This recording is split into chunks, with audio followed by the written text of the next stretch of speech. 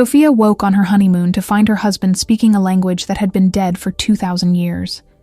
His eyes were wrong, one brown and one gray as stone, and when he turned to face her, she saw something that made every instinct scream run. He'd drugged her wine, planned for her to sleep through whatever he was doing in the darkness. And now, caught, he looked at her with an expression that was equal parts anguish and resignation, and said 5 words that shattered her entire world. You weren't supposed to wake up. 6 months of falling in love. 6 months of believing she'd finally found someone who saw her. Really saw her. All of it built on a lie so devastating it came with an execution date. Because Elias wasn't human.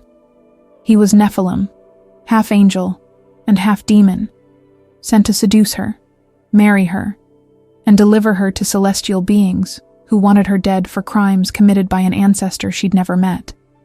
And he'd failed his mission in the worst possible way. He'd fallen in love with her instead.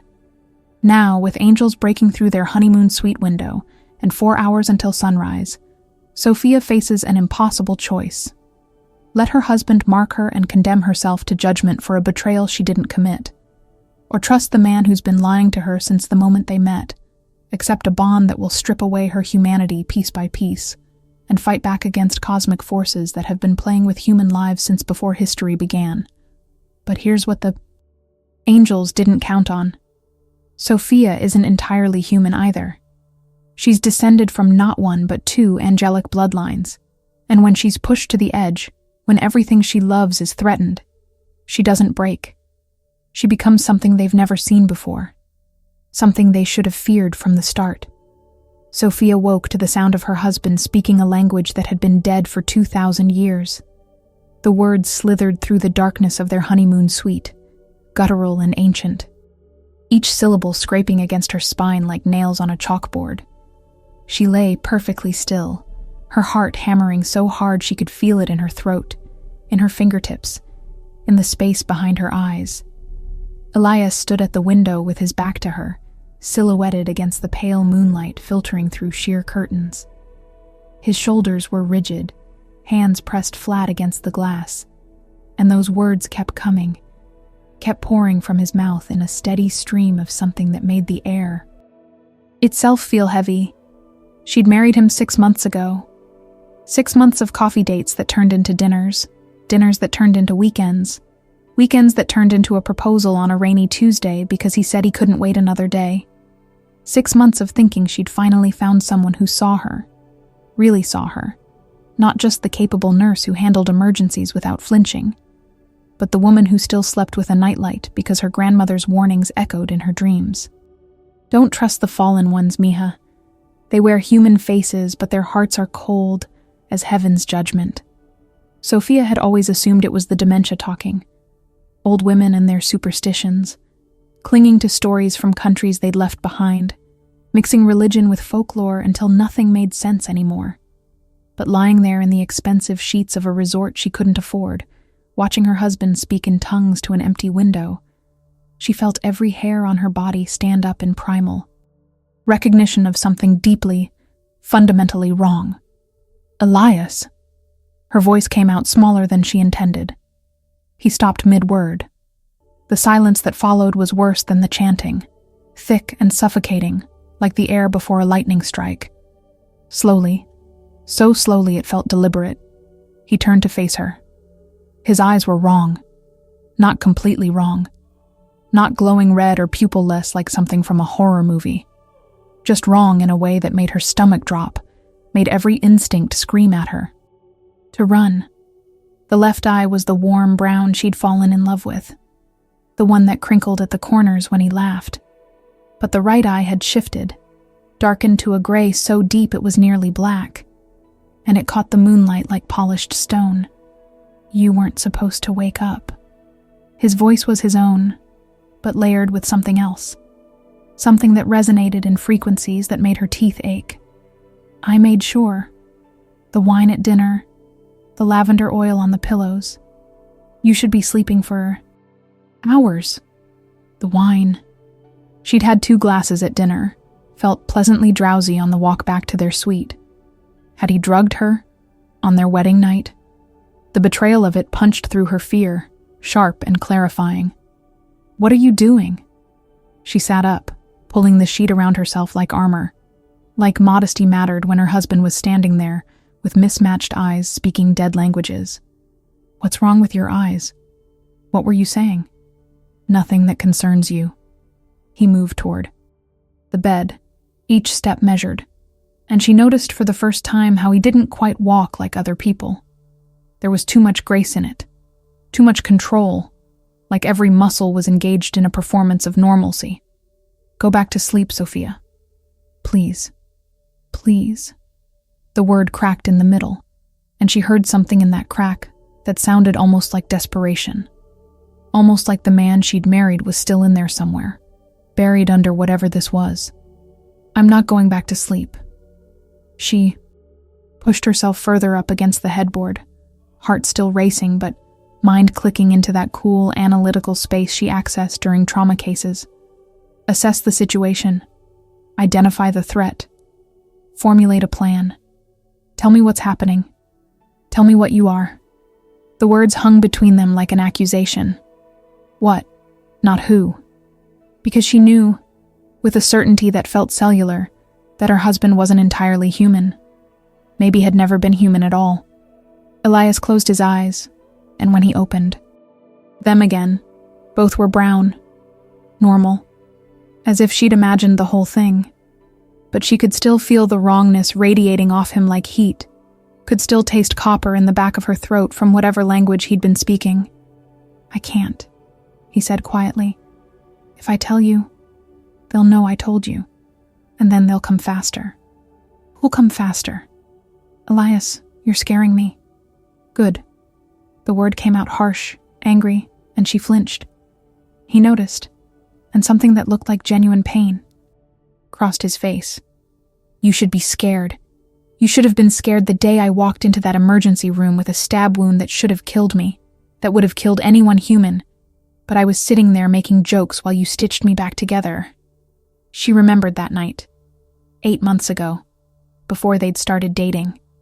He'd come in around 3 a.m. with a knife wound between his ribs, deep enough that she could see bone. But his vitals had been steady, his breathing unlabored, and he'd refused anything stronger than local anesthetic. She'd thought he was just one of those people with abnormally high pain tolerance, maybe military training or some kind of athlete. "The wound," she whispered. "It should have punctured your lung." "It did puncture my lung." He moved closer, and she didn't pull away even though every cell in her body screamed that she should. "It healed before you finished the first suture. I had to pretend it still hurt so you wouldn't notice." The mattress dipped as he sat on the edge of the bed, careful to leave space between them. In the moonlight, she could see dark veins threading under the skin of his neck, pulsing with something that wasn't quite blood. They hadn't been there at dinner. They hadn't been there an hour ago when he'd kissed her goodnight and told her to get some rest, that they had their whole lives ahead of them. Our whole lives. The phrase curdled in her mind, mocking. "What are you?" she asked. Again, and this time her voice didn't shake. He looked at her then, really looked at her, and she saw a war happening behind his eyes. Brown fighting gray, light struggling against shadow. Something angelic grappling with something that had crawled up from much darker places. "I'm sorry," he said, and it sounded like a confession, like an obituary. "I'm so sorry, Sophia. I never wanted this. I never wanted you to be part of this." "Part of what?" The window exploded inward. Glass erupted across the room in a glittering cascade, and with it came something that moved too fast to track. Something that grabbed Elias by the throat and slammed him into the wall hard enough to crack plaster. Sophia screamed, scrambling backward, sheet tangling around her legs as her husband fought against a man who shouldn't exist. The stranger was beautiful in the way that religious paintings were beautiful, terrible and perfect, with white blonde hair and eyes that burned with cold blue fire. He wore a suit that probably cost more than Sophia's car, and he held Elias pinned one-handed like he weighed nothing at all. 6 months, the stranger said, voice sharp as breaking ice. You had 6 months to complete the contract, and here you are on your honeymoon playing house. Pathetic. Raziel, please. Elias choked out, fingers clawing uselessly at the hand around his throat. The contract was clear, Elias.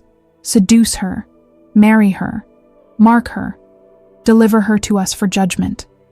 Those burning eyes flicked to Sophia, still frozen against the headboard, and she felt them crawl across her skin like insects. She's a pretty thing. I can see why you got distracted, but the blood debt doesn't care about pretty. Blood debt?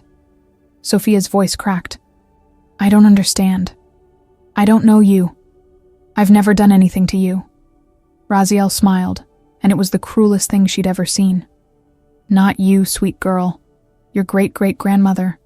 She made certain promises to certain parties, broke those promises quite spectacularly. And now, 5 generations later, the bill comes due. He released Elias, who dropped to his knees, gasping, and turned his full attention to Sophia. She couldn't move, couldn't breathe, could only watch as this impossible man walked toward her bed with the measured pace of someone who had all the time in the world. Your husband was supposed to mark you tonight, Raziel continued conversationally, as if discussing the weather rather than her impending execution. 1 little bite. That's all it takes. Then we'd know where you were at all times. Could pull you through to face judgment whenever we pleased. But Elias seems to have developed a conscience. He glanced back at her husband with disgust. Inconvenient, that. The half-breed always were weak. Half-breed. The word clicked something into place in Sophia's mind, connected to half-remembered stories her grandmother used to tell about angels who fell and the monsters they created. Nephilim, she breathed. Elias's head snapped up, brown eyes meeting hers with something that looked like relief and resignation mixed together. Yes, and you married me to kill me. No. He pushed himself to his feet, still unsteady, but his voice was firm. I married you because 6 months ago I realized I'd rather burn than deliver you to them. I married you because I fell in love with you, and I'm trying to find a way out of this that doesn't end with you dead. Raziel laughed, a sound like shattering crystal. How touching. Unfortunately, boy, there is no way out. The contract is written in both your blood and hers. It cannot be broken. It can only be fulfilled. He looked at Sophia again, head tilting with predatory curiosity. Unless she chooses to come willingly, that would certainly speed things along. Don't, Elias said sharply, finally finding his feet, moving to put himself between her and the angel. Don't listen to him. I'll figure something out. You have until sunrise, Raziel announced, straightening. His jacket as if he hadn't just exploded through a window and threatened murder. Mark her and bring her through, or I'll do it myself. And trust me, Elias, my method will be considerably less pleasant for everyone involved. He was gone between one blink and the next, simply ceasing to exist in the space he'd occupied, leaving nothing but shattered glass and the smell of ozone and something older, colder, that made Sophia's sinuses burn. The silence that followed felt apocalyptic. Elias turned to face her, and she saw that the dark veins had spread further, covering half his neck now, crawling up toward his jaw. His eyes flickered between brown and gray, like a light bulb about to burn out. Sunrise is in 4 hours, he said quietly, and I have absolutely no idea how to save you. Sophia's hands wouldn't stop shaking. She'd wrapped them around a mug of coffee that had gone cold 20 minutes ago, but still she gripped it like an anchor, like the only solid thing left, in a world that had just revealed itself to be built on lies. Elias sat across from her at the small table in their suite, head in his hands, those dark veins still pulsing under his skin.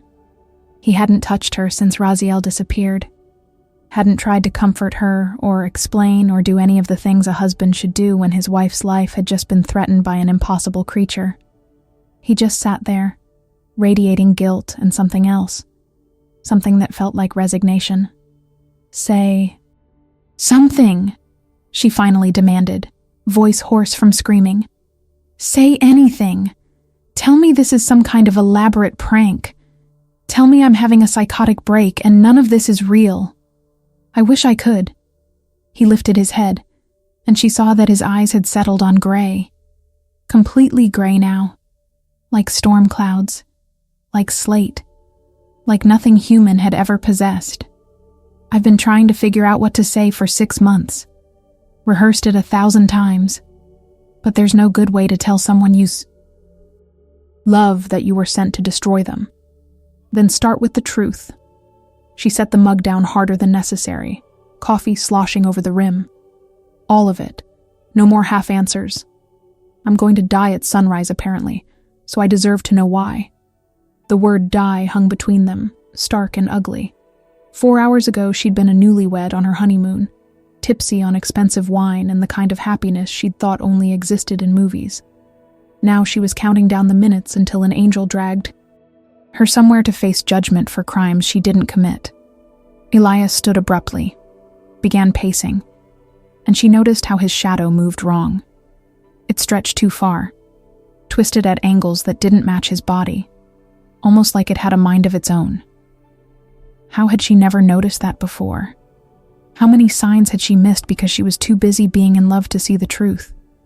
Your great-great-grandmother was named Isabella, he began, words coming fast now like a confession he'd been holding back too long. She was 17 when she met an angel named Sariel. He was supposed to be watching over her village, protecting them from demonic incursions.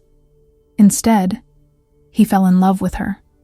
Angels can fall in love. The question came out bitter, mocking, because clearly they could also lie and manipulate and send hybrid offspring to seduce innocent women. Fallen angels can. He stopped pacing, turned to face her. Sariel gave up his grace for Isabella, became human, mortal. They had a daughter, together, and he thought that was enough. Thought heaven would forgive him for choosing love over duty. His jaw clenched. They didn't. They came for him anyway. Told him he had to return, face punishment for abandoning his post.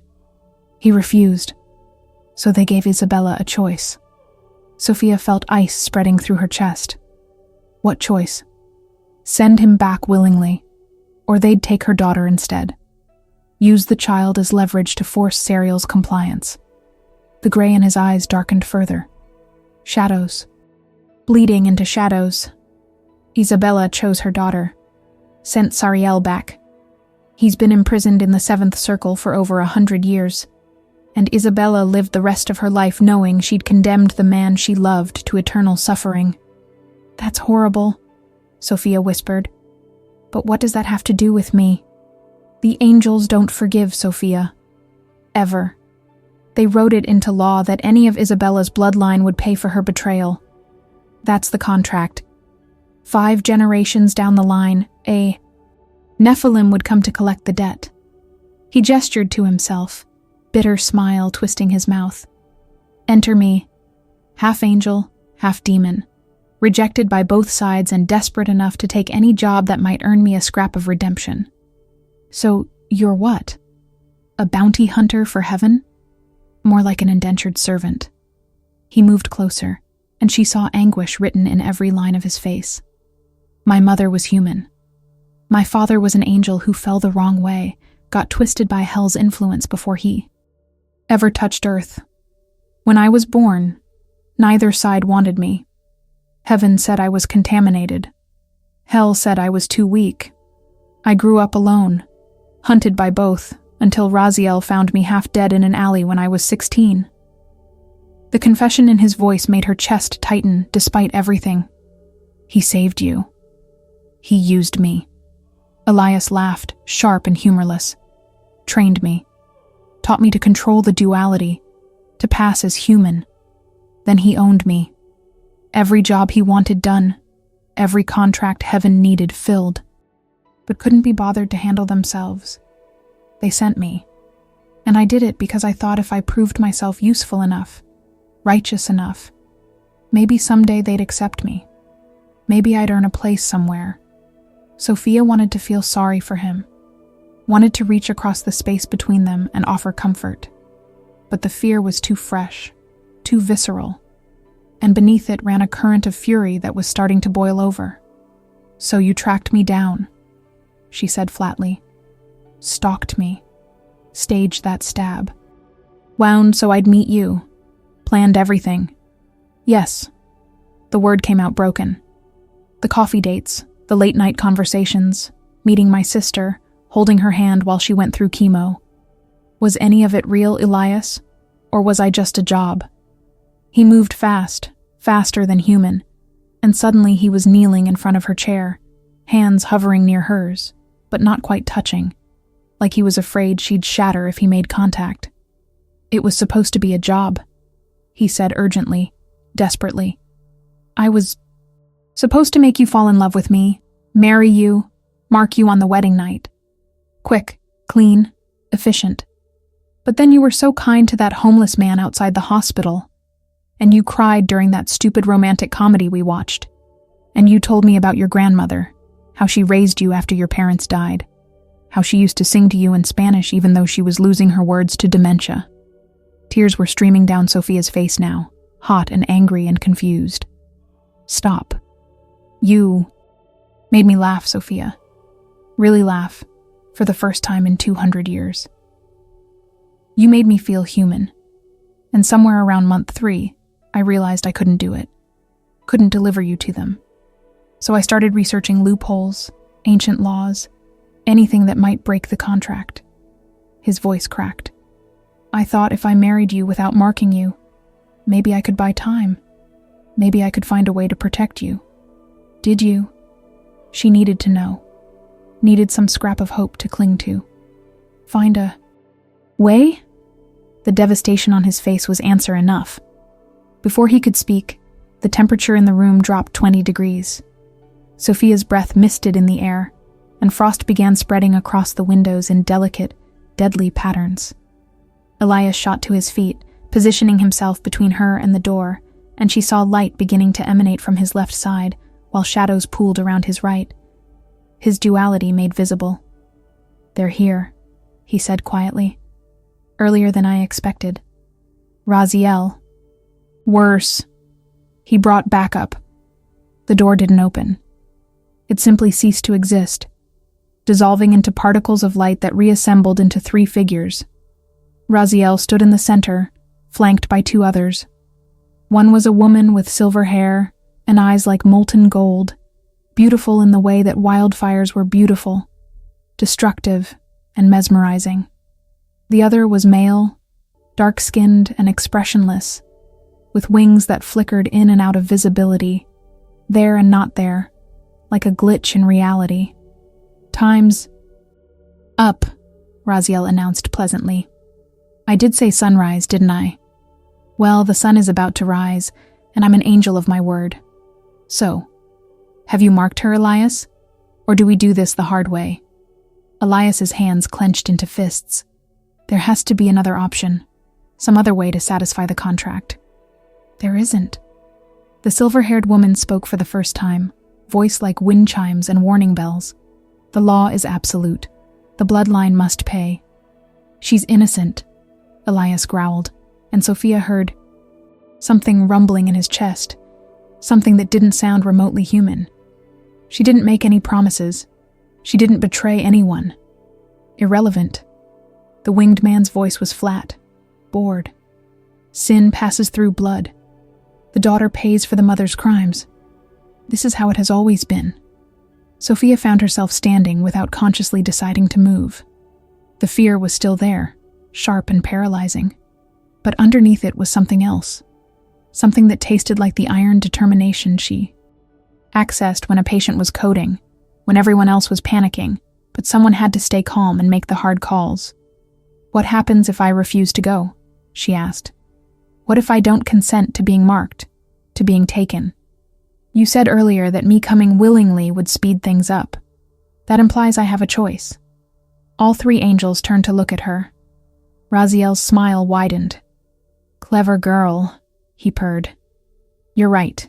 The old laws require consent. Free will is sacred, even in judgment. We can't force you to accept the mark." He paused, letting the words sink in. "But we can make the alternative considerably worse. For you, for everyone you love, for every person in this resort." What does that mean? But she already knew, could see it in the cold calculation behind his burning eyes. It means, if you don't come willingly, we'll simply wait until you do. And we're very patient. We can make hours feel like years. We can show you exactly what happens to humans who defy heaven's will. Raziel glanced at the winged man. Michael here is particularly talented at creating object lessons. Elias made a sound like a wounded animal. "You wouldn't. That's against protocol. Humans are protected. Humans who haven't been marked by ancient contracts are protected," Raziel corrected. She lost that protection the moment Isabella made her choice. Technically, Sophia doesn't qualify as innocent anymore. She's collateral damage. Fair game. The walls were closing in. Sophia could feel the trap snapping shut around her with no exit, no escape, no cavalry coming to save her. Just her Nephilim husband who loved her but couldn't protect her, and 3 impossibly powerful beings who had all of eternity to make her break. "How long do I have to decide?" Her voice sounded steady. She was proud of that. "Sunrise," Raziel repeated, checking an expensive watch that probably cost more than Sophia's entire student loan debt. "So, about 8 minutes. Choose wisely, little descendant. Your next few eternities depend on it." He vanished again, taking his companions with him, leaving behind only frost and the faint smell of ozone. 8 minutes. Sophia looked at Elias, at this creature who was supposed to have been her death, but had become her love instead, and saw her own helplessness reflected in his gray eyes. "Tell me there's a way out of this," she pleaded. "Tell me you have a plan." Elias reached for her hand, finally closing the distance between them, and his touch was burning hot against her frozen fingers. "There might be one way," he said slowly, reluctantly, like the words were being torn from somewhere deep inside him. "But you're going to hate it, and it might destroy us both." The plan, as Elias explained it with 7 minutes left until sunrise, was completely insane. "You want me to let you mark me," Sophia repeated slowly, making sure she'd heard him correctly over the sound of her own pulse hammering in her ears. The exact thing Raziel wants you to do. The thing that will let them track me forever and drag me to judgment whenever they want. Yes. Elias was pacing again, that wrong shadow stretching and contracting with each movement. But not the way they think. There are 2 types of marks, Sophia. The contract mark, which is what Raziel expects, what I was supposed to give you. It's a brand, essentially. A claim of ownership that lets them pull you through dimensional barriers. Sounds delightful. Her voice dripped. Sarcasm, but her hands were shaking again, worse now. 6 minutes. And the other type. A mate bond. He stopped moving, turned to face her fully, and the intensity in his gray eyes made her breath catch. It's older than the contract, older than heaven's laws. It's a joining of souls, consensual, permanent, and it supersedes all other claims. Sophia's mind raced through the implications. So if you mate bond me instead of contract marking me, they can't take me? It's more complicated than that. He moved closer, and she saw the veins on his neck pulsing faster, darker. A mate bond requires absolute truth between partners. Complete vulnerability. No secrets, no lies, no walls. And once it's formed, we feel everything the other feels. Pain, fear, joy, all of it. We'd be connected until one of us dies. That doesn't sound like a solution. That sounds like a different kind of prison. But even as she said it, she was calculating. Prison with Elias versus judgment in some celestial court for crimes she didn't commit. Not much of a choice. There's more. His jaw clenched. A mate bond with a Nephilim changes humans. Slowly. Over time, you'd become something other than what you are now. Not fully Nephilim, but not entirely human either. You'd live longer, heal faster, see things you were never meant to see. And there's no going back, Sophia. Ever. You'd lose your humanity piece by piece. 5 minutes. Sophia stood, legs unsteady but holding, and walked to where he stood. Up. Close. She could see the war happening inside him. Could see how his left eye kept trying to shift back to brown, while the right stayed resolutely gray. Angel and demon fighting for dominance. Heaven and hell embodied in one tortured being who'd chosen her over his own redemption. Would it hurt? She asked quietly. The bonding? Yes. He didn't lie, didn't soften it. She appreciated that. It's fire and ice at the same time. Feels like dying and being reborn simultaneously. Most humans pass. Out from the intensity. But I'd survive? You'd survive. His hand came up, hovering near her face without quite touching. But the woman who wakes up won't be exactly who you are now. And I need you to understand that before you agree to this. I need you to know what you're giving up. What was she giving up? Her humanity, her mortality, her quiet life as a nurse who dealt with emergencies but always got to go home at the end of her shift. Wash the blood off her hands, pretend the world made sense. She'd lose her sister eventually, would watch Maria age and die while Sophia stayed frozen in her late 20s, would lose every friend, every connection to the normal world she'd built so carefully after her grandmother passed. But she'd live. And maybe, just maybe, she'd find a way to break the contract eventually. Buy herself time to figure out a real solution. Do it, she said. Sophia. 4 minutes, Elias. She grabbed his hand, forced him to make contact, felt the unnatural heat of his skin against hers. You said it yourself. This is the only way. So do it before I lose my nerve and before they come back. He searched her face for something, maybe doubt or fear or regret. Whatever he found there must have been enough, because he nodded slowly and pulled her closer. It has to be consensual, he said, voice dropping to something rough and desperate. You have to want this, want me, not because you're scared or because there's no other choice, but because you're choosing. This bond willingly. I choose you. The words came easier than she expected. I choose this. I choose living over judgment. Now do it before I start thinking too hard about what I'm agreeing to. Elias kissed her then, and it was nothing like their wedding kiss, or any of the soft, sweet kisses they'd shared over 6 months of falling in love.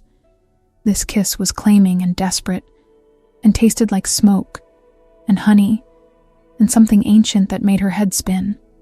She felt his hands frame her face, felt claws instead of fingernails scraping gently against her skin, and realized he was losing control of his human appearance. When he pulled back, both his eyes were glowing. The left one burned with pale gold light, angelic and pure. The right one smoldered with red embers, demonic and hungry. His teeth had sharpened, canines elongating into something predatory, and those dark veins covered his entire neck now, spreading down beneath his shirt collar. Last chance, he rasped. Once I start, I can't stop. The bond will complete itself or it'll kill us both trying. Then don't stop. He bit her, not on the neck like some romantic vampire fantasy, but on the junction where her shoulder met her throat, teeth sinking in with surgical precision. Sophia screamed, couldn't help it, because the pain was immediate and overwhelming, and exactly as described. Fire poured into her veins from the bite site, molten and agonizing, while ice spread outward from her heart, freezing and crystallizing. Everything it touched. She felt herself dying, felt every cell in her body breaking down and reforming, felt something foreign and powerful and utterly alien flood into spaces that had been empty her whole life. Through the pain, she felt Elias, felt his anguish at hurting her, his desperate hope that this would work, his bone-deep terror that he was destroying the only good thing he'd ever had. Felt 200 years of loneliness crash into her consciousness like a wave. Felt the weight of rejection from both heaven and hell. Felt the moment he'd first seen her in that emergency room and recognized something he'd been searching for without knowing it. She felt him fall in love with her. Felt it happen again in compressed time. Every moment from that first meeting to this one. Every smile and laugh and quiet conversation. Felt how he'd fought against the contract. How he'd begged Raziel for alternative assignments. How he'd researched obsessively for loopholes that didn't exist. And beneath all of it, she felt the duality.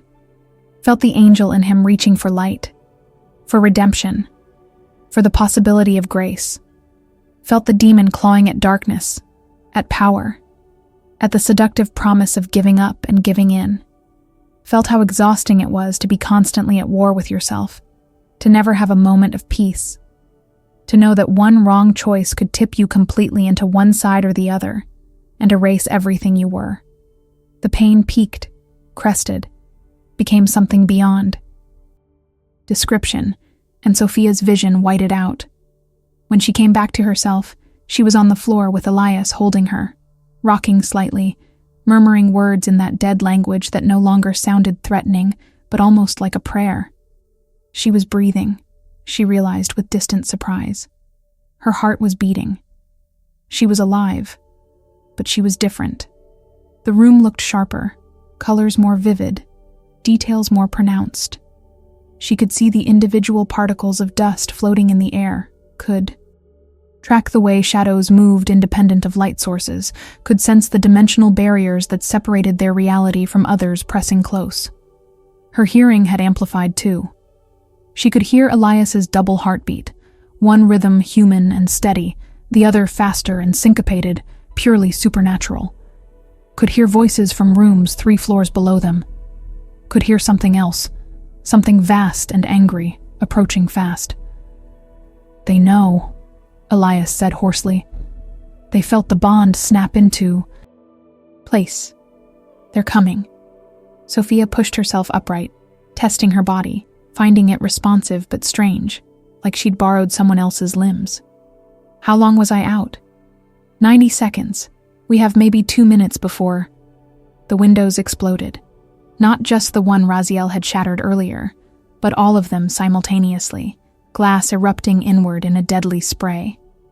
Sophia threw up her hands instinctively, and something happened. The glass stopped mid-air, frozen in place, hovering inches from her. Face like someone had hit pause on reality. She stared at it, at the suspended shards glittering in the pre-dawn light, and felt power thrumming through her that definitely hadn't been there 5 minutes ago. "Holy hell," Elias breathed. "You're manifesting already. That usually takes weeks." She didn't have time to process that because Raziel materialized in the center of the room, and he was furious. The temperature dropped so fast that the suspended glass frosted over, and his eyes blazed, white-hot, no longer cold blue, but incandescent with rage. "What have you done?" The words came out layered, multidimensional, spoken by 1,000 voices at once. "That wasn't the contract, Mark. That was a mate bond. You bonded with the collateral." "I saved her," Elias snarled, pulling Sophia behind him even though she was pretty sure she could defend herself now, could feel defensive instincts singing through the bond that connected her to this man who'd just fundamentally altered her existence. "The bond supersedes your contract. Ancient law. You can't touch her now without violating the Accords. The Accords haven't been invoked in 3 centuries.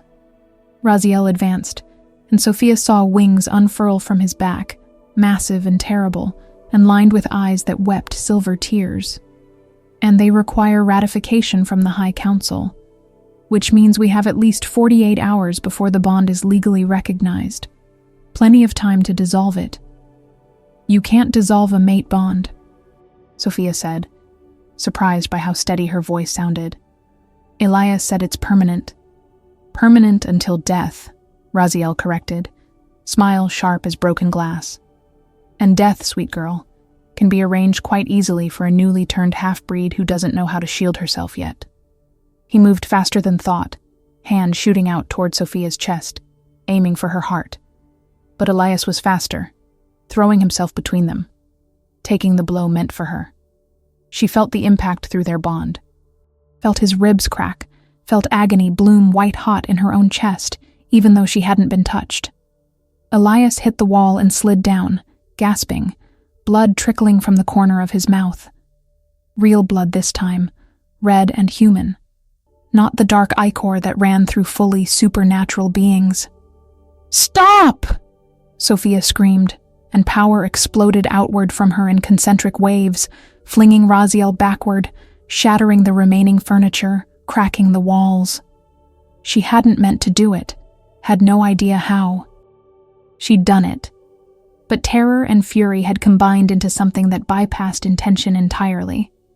Raziel caught himself midair, wings flaring, and for the first time she saw something other than smug confidence on his perfect face. Surprise.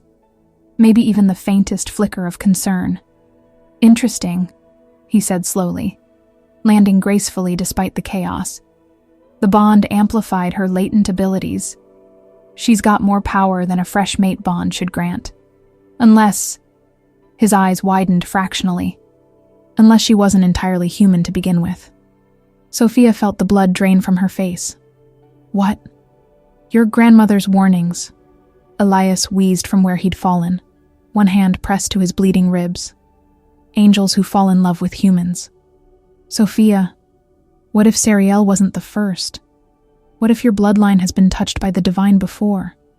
That would make you a descendant twice over," Raziel murmured, studying her with new intensity, like she'd transformed from annoying obstacle into fascinating specimen. Angelic blood diluted over generations, but still present. Still active. And now bonded to a Nephilim, awakening everything that had been dormant. He laughed then, sharp and delighted, and utterly devoid of warmth. "This changes everything," he announced. "The council will want to see you both. Not for judgment, for evaluation." His smile was a predator's promise. "Congratulations on your bonding. I'll be in touch very soon." He vanished, leaving them in the wreckage of their honeymoon suite, bleeding and bonded and more hunted than ever. They ran. Sophia had never been the running type. She was the woman who stayed when things got hard, who worked double shifts when her sister needed treatment, who held dying patients' hands in their final moments because someone had to bear witness. But now, stumbling through the pre-dawn streets of a city whose name she'd already forgotten, supporting a Nephilim who was bleeding from wounds that should have killed him, running seemed like the only sane option. Elias had healed enough to walk after 20 minutes, his supernatural physiology knitting broken ribs back together with sounds that made Sophia's newly sensitive hearing cringe. But he was still weak, still leaking that dark ichor from the corner of his mouth. And through their bond, she felt the drain on his energy like her own exhaustion magnified tenfold. "We need to get somewhere warded," he gasped as they ducked into an alley between two buildings that reeked of rotting garbage and something else, something that smelled like sulfur and burnt hair. "Somewhere they can't track us while we figure out what to do next." "Warded how?" Sophia scanned the alley, seeing things that shouldn't exist. Symbols carved into brick that glowed faintly with residual magic. Shadows that moved with purpose, slithering along walls like living things. A rat that watched them with eyes too intelligent, too knowing, before it skittered away. "I don't know anything about wards or safe houses or whatever supernatural underground you're part of." "You do now." He pressed a hand to his side, winced. "The bond shares knowledge. Give it time. You'll start remembering things I know, languages I speak, places I've been. It's disorienting at first." As if on cue, Sophia felt something slip into her consciousness that hadn't been there before. A map, detailed and three-dimensional, showing locations throughout the city marked with different colored lights. Green for safe, yellow for neutral, red for hostile. And there, 8 blocks north, a pulsing blue marker that meant sanctuary. "There's a church," she said slowly, testing the knowledge, finding it solid and reliable even though she had no idea how she knew it. St. Michael's, consecrated ground. Angels can't manifest there without invitation from the priest, and the current priest is sympathetic to Nephilim. Elias stared at her. That usually takes weeks to transfer. You're adapting faster than anyone I've heard of. Maybe because I'm apparently part angel myself. The revelation from Raziel still sat like lead in her stomach. She'd spent 28 years believing she was human, normal, unremarkable, except for an empathy that sometimes felt too sharp. Now she was discovering that her grandmother's warnings hadn't been dementia-fueled paranoia, but actual family history. How far back does it go? The angelic blood? I don't know. They started moving again, keeping to shadows. That seemed to welcome them now, to thicken and provide cover, as if responding to Sophia's unconscious desire to hide. Could be 3 generations, could be 10. Angelic genetics are unpredictable. Sometimes they skip entire family lines, then manifest suddenly when certain conditions are met. Conditions like being mate bonded to a Nephilim? Exactly like that. They emerged from the alley onto a wider street, still deserted in the gray pre-dawn light. Sophia's internal clock, newly calibrated to something beyond human circadian rhythm, told her it was 5:43 in the morning. 17 minutes past the sunrise deadline Raziel had given them. 17 minutes into whatever new nightmare her life had become. A car turned the corner ahead, headlights cutting through the dimness, and Elias pulled her back into shadow so fast she barely registered the movement. But she felt his spike of fear through the bond, felt his certainty that they'd been found, and her own power rose in response. The same energy that had exploded from her in the hotel room gathered in her palms, hot and electric, and ready to defend. The car passed without slowing. Just a taxi, driver yawning, oblivious to the supernatural drama playing out in his city. Sophia released the breath she'd been holding and let the power dissipate, though she could still feel it humming just beneath her skin, eager and hungry for purpose. I could have killed him, she whispered, horrified by how easily the violence had come. If that had been a threat, I would have struck first and asked questions never. That's the bond. Elias started walking again, faster now that the church was close. It amplifies defensive instincts. You're connected to me, and every part of you recognizes that I'm injured, vulnerable. Your power is responding to the need to protect your mate. Your mate. The words should have felt romantic, like something from the fairy tales her grandmother used to tell. Instead, they felt like a brand, like ownership, like she'd traded one form of imprisonment for another. But at least this prison came with someone who'd proven he'd rather die than let her be taken. That counted for something. St. Michael's appeared between one step and the next, a small stone building, wedged between a laundromat and a boarded-up convenience store. It looked ancient, out of place in the modern cityscape, with gargoyles perched on corners and stained glass windows that depicted scenes Sophia instinctively understood were not from any traditional biblical text. These showed the wars that happened before humanity, the battles fought in spaces between dimensions, angels and demons, and things that predated both locked in eternal combat. The door was unlocked. They slipped inside, and Sophia felt the ward snap into place around them like a physical embrace. The air here was different, thick with incense and old prayers, and something that tasted like sanctuary on her tongue. Pews, stretched in neat rows toward an altar that held a cross, but also symbols she recognized now from Elias's memories. Protection sigils, binding runes. Marks that declared this space neutral ground in a war most humans didn't know was being fought. "Father Marcus," Elias called out, voice echoing in the empty space.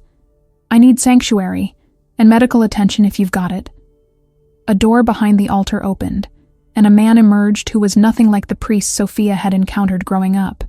He was young, maybe mid-30s, with tattoos covering both forearms and an eyebrow piercing that caught the candlelight. He wore jeans and a faded band shirt, No collar, no vestments, nothing that screamed clergy except for the silver cross hanging around his neck. His eyes landed on Elias first, then Sophia, and she watched recognition dawn, followed by shock. "You bonded," Father Marcus said flatly. "Elias, you absolute idiot. You were supposed to mark and deliver, not mate bond. Do you have any idea how much trouble you're in?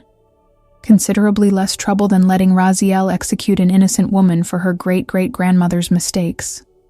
Elias stumbled, and Sophia caught him, felt his weight against her side, felt his pain radiating through their connection like a second heartbeat out of sync with her own. "We need somewhere to hide while we figure out how to invoke the accords. Can you help us or not?" Father Marcus studied them for a long moment, then sighed and gestured toward the door he'd emerged from. "Downstairs. There's a safe room that's been shielded for decades. No one gets in without my permission, not even the seraphim themselves." He paused. "But I need to know what you're planning. The accords haven't been used since the Treaty of Shadows, and that ended with 3 cities burning and a whole demon principality dissolved. The council won't grant ratification easily. Then we'll make them grant it." Sophia spoke before she could second-guess herself, voice firm, despite the terror churning in her gut. "I didn't ask for any of this. Didn't ask to be born into some cursed bloodline or to discover I'm part angel, or to be mate bonded on my honeymoon. But I'll be damned if I let them drag me to judgment for crimes I didn't commit. There has to be a way to fight this." Something that might have been respect flickered across the priest's face. "You've got fire in you. Good. You'll need it." He led them through the door, down stone steps that descended far, deeper than the church's exterior suggested possible, into a space that felt carved from bedrock and time itself. "But you should know that fighting the celestial hierarchy is how your ancestor Sariel ended up imprisoned for over a century. Angels don't forget, and they definitely don't forgive. Then maybe it's time someone reminded them that humans have free will for a reason," Sophia shot back. "That we're not pawns in their cosmic game. That love isn't a crime worthy of eternal punishment." They reached the bottom of the stairs, and Father Marcus unlocked a heavy wooden door reinforced with metal that looked like it had been forged in fires that predated recorded history. Inside was a room that somehow managed to be both bunker and sanctuary, with cots along one wall, shelves stocked with supplies, and a table covered in maps and books that radiated age. "There's food, water, medical supplies," Father Marcus said, gesturing around. "Everything's warded 6 ways to Sunday. You're safe here, at least for a while." He looked at Elias with something between concern and censure. "I'll see what I can find about recent accord invocations. Maybe dig up some precedent that might help your case. But Elias, you need to understand that what you've done has consequences. Raziel will call in every favor owed, will twist every law to get what he wants. And what he wants now isn't just Sophia's judgment. It's both of you made example of. Let him try."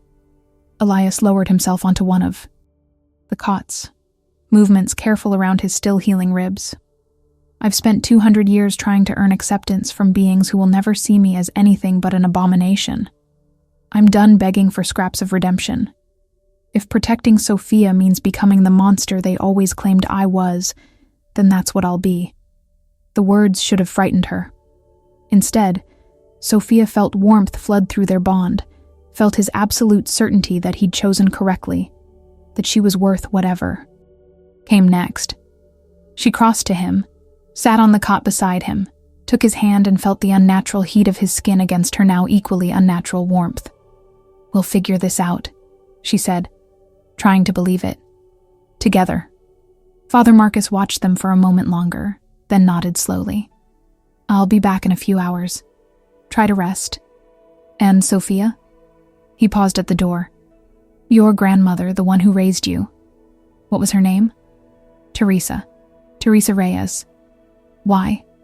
"Because Teresa Reyes came to this church 40 years ago asking about protection wards and angelic bloodlines. She knew, Sophia. She knew what you were, what you might become, and she spent her whole life trying to prepare you for it. without ever telling you the truth." He smiled sadly. "She made me promise that if you ever showed up here with a Nephilim, I'd help you. Looks like she was right to be worried." He left them in the warded silence, and Sophia felt tears burning behind her eyes. Her grandmother had known, had carried that knowledge to her grave, whispering warnings that Sophia dismissed as delusion, had tried to protect her the only way she knew how. "She loved you," Elias said quietly, thumb stroking over Sophia's knuckles. "That's why she hid the truth. She wanted you to have a normal life as long as possible." "Well, that plan worked out great," Sophia said bitterly, wiping at her eyes with her free hand. "Here I am, bonded to a Nephilim, hunted by angels, discovering I'm part of some cosmic bloodline I never wanted to be part of. Really living the dream. I'm sorry." The words were simple but weighted with genuine remorse. "I'm sorry I brought this into your life. I'm sorry I wasn't strong enough to refuse the contract from the start. I'm sorry that loving you has put you in danger." Sophia turned to face him fully, saw the anguish written in every line of his face, saw the duality still warring in his eyes even now. Gray and brown, never settling on one or the other because he was forever caught between. "Don't apologize for loving me," she said fiercely. "That's the one thing in this nightmare that I'm choosing not to regret. Everything else is a disaster, but at least it's our disaster now." She kissed him then, tasting blood and something sweeter, something that felt like the first honest moment they'd shared since he'd revealed what he was. His arms came around her carefully, mindful of his injuries, and she felt him relax fractionally through their bond. Felt some of the crushing guilt ease. When they broke apart, Sophia noticed something that made her blood run cold. On the inside of Elias's left wrist, a mark was forming. Black lines etching themselves into his skin in patterns that looked like circuit boards designed by something beyond human comprehension. And on her own wrist, she saw its mirror image appearing in gold. "What is that?" she demanded. Elias looked at his wrist, then hers, and his face went ashen. "The bond mark. It manifests after consummation, which means..." He met her eyes, horror dawning. "Raziel knows exactly where we are. The bond signature is broadcasting our location like a beacon. Sophia, we need to..." The wards shattered. The wards didn't just break. They screamed. Sophia heard it through senses she hadn't possessed 24 hours ago. A high-pitched wailing that existed somewhere between sound and pure psychic agony, as centuries-old protections dissolved like sugar in acid. The air itself seemed to crack. Reality, fracturing along invisible seams, and then the room was full of them. Not just Raziel this time. An entire contingent of celestial beings, 7 of them arranged in perfect formation, each radiating power that made Sophia's teeth ache, and her newly awakened abilities recoil in instinctive terror. They wore human shapes, but barely, their true forms bleeding through at the edges, wings and halos and geometries that hurt to look at directly. Elias shoved Sophia behind him despite his injuries. Despite the fact that she could feel his ribs grinding against each other through their bond, not fully healed yet. His duality manifested fully, light pouring from his left side in golden waves, while shadows condensed around his right like living armor. He looked magnificent and terrifying and completely outmatched. The wards were consecrated by 3 generations of priests. Father Marcus's voice came from the doorway, shaking with rage and something else. Fear, Sophia realized. Real, visceral. Fear, from a man who'd probably seen things that would drive normal humans insane. You had no right to break them. This is neutral ground. Not anymore.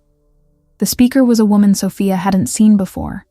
Tall and severe with platinum hair bound in an intricate braid, and eyes that held no iris or pupil, just solid silver that reflected everything and revealed nothing. The moment a mate bond formed between a Nephilim and a twice-descended angelic bloodline, this ceased to be a simple contract. Dispute. This became a matter of cosmic law, and cosmic law supersedes your mortal sanctuary. Twice descended, Sophia repeated, latching onto the words because focusing on terminology was easier than acknowledging the 7 impossibly powerful beings currently surrounding her. What does that mean? It means we did some digging after Raziel's report. The silver-eyed woman stepped forward, the other angels parting to let her pass, and Sophia understood instinctively that this was someone even higher in the hierarchy than Raziel, someone who made him look like a foot soldier. Your great-great-grandmother Isabella was the daughter of an angel named Sariel, yes. But your great-great-great-grandfather on your mother's side was also angelic. A watcher named Azazel who fell during the first rebellion and bred with humans before the laws forbade it. Sophia felt the blood drain from her face. That's not possible. I would have known. Someone would have told me. Why would they? Your family has been very good at hiding what they are, at breeding the power so thin through human generations that it becomes dormant, invisible. The woman tilted her head, studying Sophia like a specimen under glass. Until now, until you bonded with a Nephilim and activated everything that had been sleeping in your DNA. You're not just part angel, child. You're descended from 2 separate angelic lines. That makes you something we haven't seen in over a millennium. What does it make me? But Sophia already knew, could feel it in the way her power was growing, expanding, filling spaces inside her that she'd never known were empty.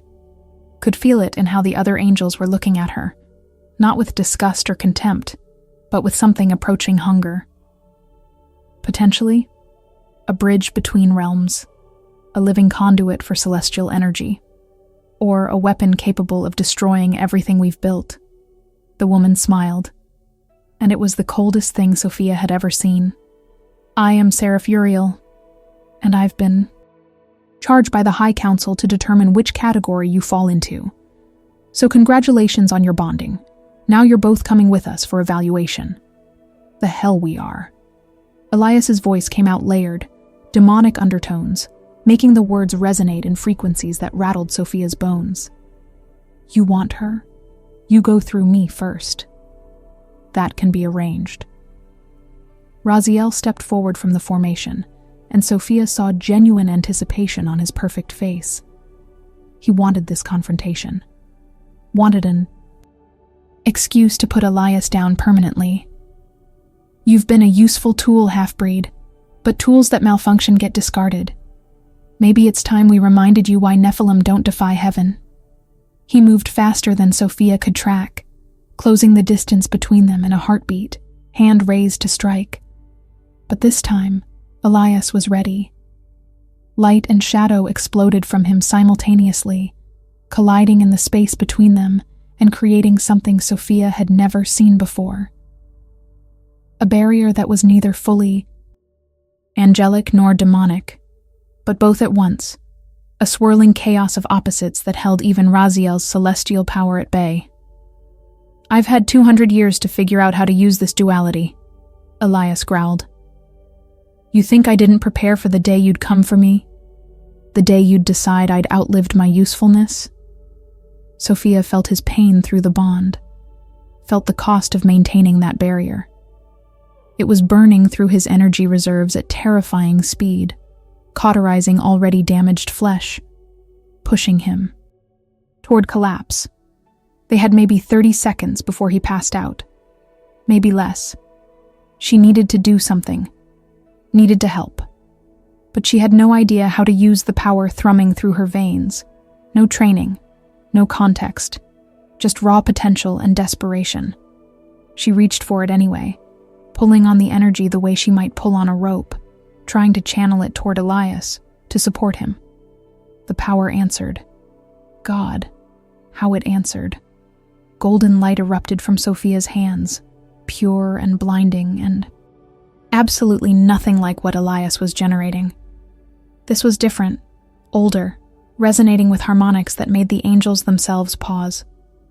The light wrapped around Elias's barrier, reinforced it, transformed it from a desperate defensive measure into something that pushed back, that forced Raziel to stumble backward 3 steps before catching himself. Impossible, Uriel breathed. She's manifesting seraphic frequencies. That level of power takes centuries to develop, millennia even. She shouldn't be able to access that for decades. Maybe the bond accelerated it, Father Marcus said from where he'd pressed himself against the wall, trying to stay out of the cosmic crossfire. Or maybe you've all been underestimating what happens when 2 angelic bloodlines converge in a single human. Maybe this is what you were supposed to prevent by forbidding angels from breeding with mortals in the first place. Uriel's silver eyes narrowed. Watch your tongue, priest. You exist here because we allow it. And you exist here because humans gave you meaning. Father Marcus shot back with a courage Sophia had to admire. Without us to guide and judge and occasionally save from demons, what purpose do angels serve? We created you as much as you created us. Don't forget that. The temperature dropped 20 degrees in an instant. Several of the angels manifested weapons, swords made from solidified light that hummed with lethal intent. But Uriel raised one hand, and they stopped, though the threat hung heavy in the air. This debate is irrelevant, Uriel said coldly. The fact remains that Sophia and Elias represent a significant variable in the cosmic balance. They need to be evaluated, catalogued, and potentially neutralized if they pose a threat to established order. This isn't negotiable. Everything's negotiable. Sophia found her voice, forced it to stay steady even though her hands were still radiating power she barely understood. You said the mate bond requires ratification under the Accords. That means we get 48 hours before you can legally separate us or drag us to your council. That was Raziel's own words. So unless celestial law means nothing to you, you have to honor that timeline. Uriel studied her with those unsettling silver eyes, and Sophia felt the weight of that gaze like physical pressure, probing, testing, searching for weaknesses. You're clever. I can see why Elias risked everything for you. Very well. 48 hours. But understand that when that time expires, you will come before the council. And if you attempt to run, if you break any celestial law in that period, the Accords become void and we take you by force. Are we clear? Crystal. Sophia's voice dripped with defiance she didn't entirely feel. Now get out of this church before I figure out how to do more with this power than just make pretty lights. For a moment, she thought Uriel might refuse, thought the Seraph might decide that eliminating them now was worth breaking her own laws. But then something shifted in those silver eyes, something that might have been calculation, or maybe even the faintest hint of respect. 48 hours, Uriel repeated. Starting now. Use them wisely, Sophia Reyes. Because when we meet again, I'll be deciding whether you're an asset or a threat. And I'm not known for my mercy when I determine something is dangerous. The angels vanished as suddenly as they'd appeared, taking their suffocating presence with them. The air rushed back into the room like a gasp, and Sophia's knees buckled. Elias caught her before she hit the floor, even though he looked ready to collapse himself, and together they sank onto the cot in a tangle of exhausted limbs. That, Father Marcus said shakily, was either the bravest or stupidest thing I've ever witnessed. Possibly both. Did I really just tell the celestial hierarchy to get out? Sophia's voice came out slightly hysterical.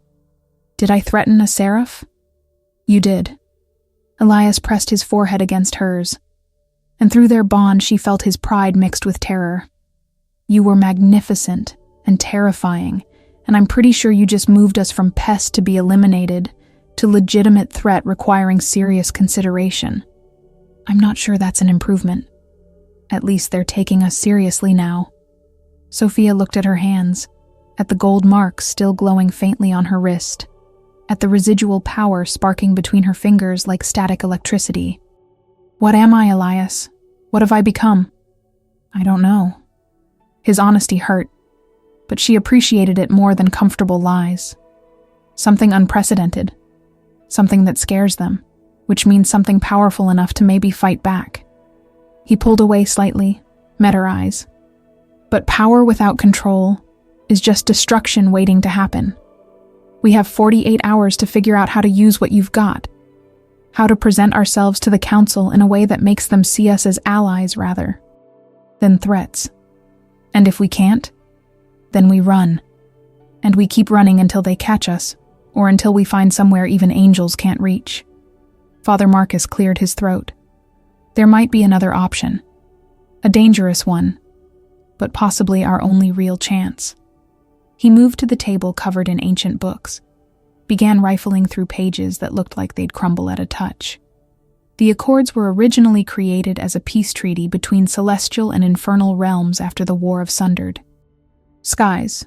They established rules for how conflicts involving humans would be handled, created neutral ground, set precedents for divine intervention.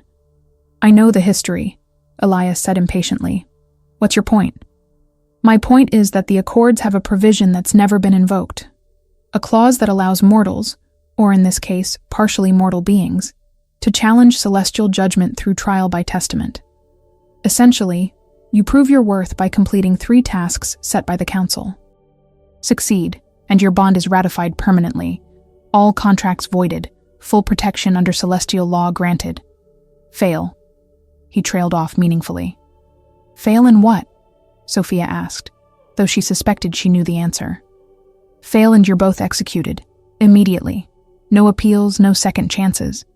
The tasks are designed to be nearly impossible, testing not just power but character, wisdom, sacrifice. Most who've attempted it throughout history didn't survive the first trial. Elias was already shaking his head. No, absolutely not. I won't risk Sophia's life on something with those odds. You won't risk it? Sophia turned on him, anger flaring hot and bright. I don't recall giving you authority to make that decision for me. This is my life, Elias. My choice. And I'd rather die trying to win our freedom than spend 48 hours running just to be dragged back and executed anyway when they catch us. Sophia. No.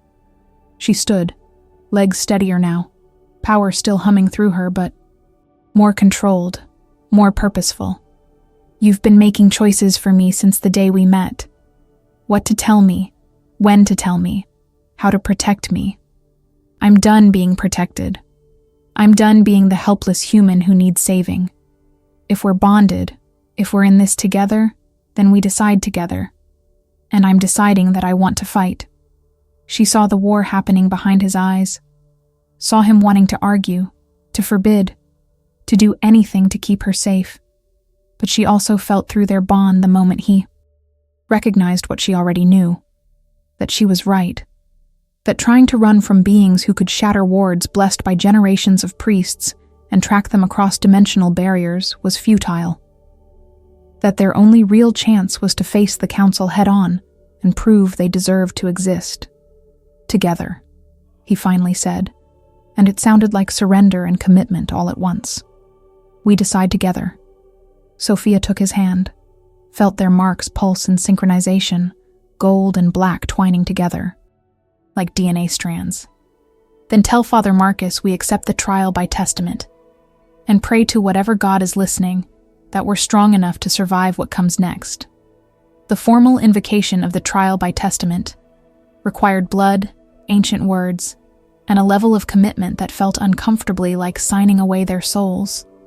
Father Marcus had led them deeper into the church's underbelly, past the safe room and down corridors that shouldn't exist within the building's physical footprint, into spaces that bent reality in ways that made Sophia's enhanced perception ache. They emerged in a chamber carved from obsidian, circular and vast, with symbols etched into every surface that pulsed with light that was somehow darker than the surrounding blackness. This room exists outside normal dimensional barriers, Father Marcus explained as he lit candles arranged in patterns that hurt to follow. It's where the original accords were signed, where blood oaths become binding across all realms, celestial, infernal, and mortal alike. Once you invoke the trial here, there's no backing out. The words themselves become law. Sophia stood at the circle's edge, hand clasped tight in Elias's, and felt her heart hammering against ribs that felt too fragile to contain everything she'd become in the last day. One day, 24 hours ago, she'd been a newlywed on her honeymoon. Now she was part angel, mate bonded to a Nephilim, and about to stake her life on trials designed by beings who viewed humans as pets at best, and pawns at worst. "What do we have to do?" Her voice echoed strangely in the obsidian chamber, bouncing back with harmonics that sounded like answers to questions she hadn't asked. Father Marcus unrolled a scroll that looked older than Christianity itself, covered in script that shifted between languages, never settling on one for more than a heartbeat. "You both cut your palms. Let your blood mix in the ceremonial bowl. Then you speak the words of invocation together. The council will hear, no matter where they are, no matter what realm they're in, and they'll be bound to honor your request." "That seems too simple," Elias said suspiciously. "Ancient cosmic laws usually have more ceremony, more sacrifice required." "Oh, the sacrifice comes later." Father Marcus met his eyes grimly. "The invocation is easy. The trials are where people die. Or worse. There are fates worse than death when you're dealing with beings who view time as fluid and eternity as a playground." Sophia felt cold despite the warmth radiating from Elias's hand in hers. "What kinds of trials are we talking about? What did previous challengers face?" "It varies. The council tailors them to the individuals. Tests specifically designed to exploit weaknesses, fears, moral boundaries. The last recorded trial was in 1872. A human woman bonded to a demon had challenged celestial judgment. Her first trial required her to choose between saving her mate or saving a city. Of innocent humans from a plague, she chose her mate. The city died. She was executed for the choice. "That's not a trial. That's a sadistic game," Sophia said hotly. "They gave her an impossible choice and killed her for making the human one. Welcome to celestial justice." Father Marcus handed Elias a ceremonial knife, obsidian blade sharp enough to split light. "They don't think like us, don't value what we value. To them, the individual means nothing compared to the greater good. Sacrificing one love to save thousands is the obvious choice, the righteous choice. The fact that humans struggle with that math is precisely why they consider us flawed." Elias took the knife, tested its weight, then looked at Sophia with an intensity that burned through their bond. "We can still walk away, can still try to run, find somewhere to hide. I've survived this long by staying off their radar. We could disappear." "For how long?" Sophia challenged. "A year? 10 years? However long we manage to hide, they'll be looking. And every day we'd live in fear, never settling, never having a life. I didn't survive my parents dying, my grandmother's slow deterioration, putting myself through nursing school on scholarships and night shifts, just to spend whatever time I have left running scared." She took the knife from him, felt its unnatural cold against her palm. "I want to live, Elias. Really live. Free. And this is the only way that happens." She cut her palm before she could second guess it, shallow but deep enough that blood welled bright red against her skin. Red, she noted with distant fascination. Still human enough to bleed in color, rather than the dark ichor that ran through fully supernatural beings. She wondered how long that would last. How many more pieces of her humanity she'd lose as the angelic blood activated. Elias cut his own palm without hesitation, and his blood came out darker, mixed with streaks of gold and shadow, celestial and infernal at war, even in his veins. They clasped hands over the ceremonial bowl Father Marcus held, let their blood drip together, mix, become something new. Sophia felt power surge through the bond, felt their connection deepen and solidify in ways that went beyond emotional or physical. This was soul deep now, written into the fabric of reality itself. "Repeat after me," Father Marcus instructed, voice taking on a resonance that suggested he was channeling something beyond himself. "We who stand between realms, We who stand between realms. They echoed together, voices harmonizing in frequencies that made the candles flicker. We who bear the mark of angels and the touch of mortality. We who bear the mark of angels and the touch of mortality. We invoke the ancient rite of testament. We challenge judgment with deed. We accept 3 trials, 3 tests, 3 chances to prove our worth. Sophia's tongue felt thick, words heavy as they formed. We invoke the ancient rite of testament. We challenge judgment with deed. We accept 3 trials, 3 tests, 3 chances to prove our worth. Should we fail, we accept dissolution. Should we succeed, we claim freedom eternal. By blood and bond, by choice and consequence, we speak this oath into being. Should we fail, we accept dissolution. Should we succeed, we claim freedom eternal. By blood and bond, by choice and consequence, we speak this oath into being. The words hung in the air for a heartbeat, 2, 3. Then the chamber exploded with light.